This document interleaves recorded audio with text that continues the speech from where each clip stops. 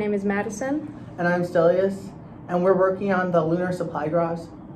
Our main innovation, or the idea we're trying to accomplish, is a basic inflatable airlock, but with a special material lined with a photo-reversible UV that will harden when introduced with a UV light and will reset once reacted with a different type of UV light.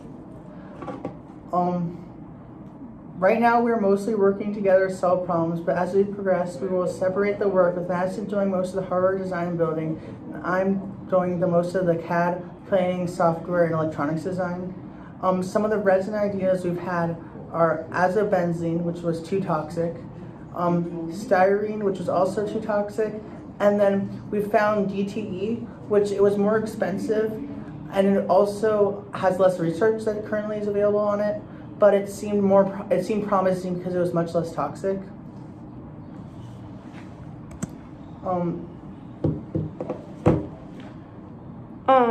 We're starting to test and compare materials like aerogel, things that have already been used for insulation in space, and even simple house insulation.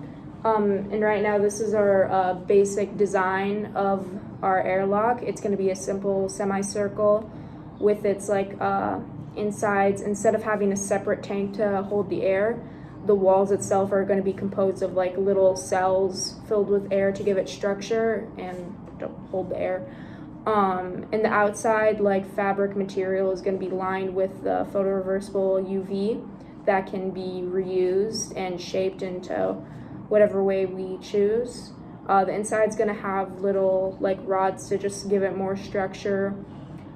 The entire thing's going to be inflatable except for the door, which will have a metal lining but will also be filled with air. The handle on the door will be accessible to astronauts even wearing a full spacesuit, getting in and out. And yeah. So at first we tried azobenzene, and we did some research and we found that it works best as a photo switch when combined with PMMA, polymethyl methacrylate. However, we realized that azobenzene was too toxic. Next, we tried styrene. There was less research on that than azobenzene, but it seemed promising. But it was also too toxic and thus ruled out as well. So we've come to think that DTE would work the best because it's a lot less toxic and it works. It has most of the same important properties that we need. It is a little more expensive though and has less existing research. And finally, the questions that we have are the main ones are, can the air be stored in inflatable cells or is a tank required?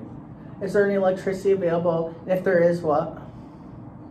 Do the airlock doors need to have a security lock or security measures, or can anyone access it?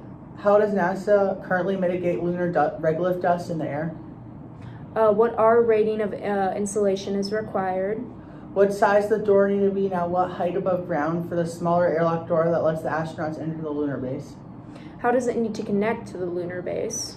What shape is the place where the small door from the airlock should attach to the lunar base? And are there any bolts, etc., or spots for bolts to secure it?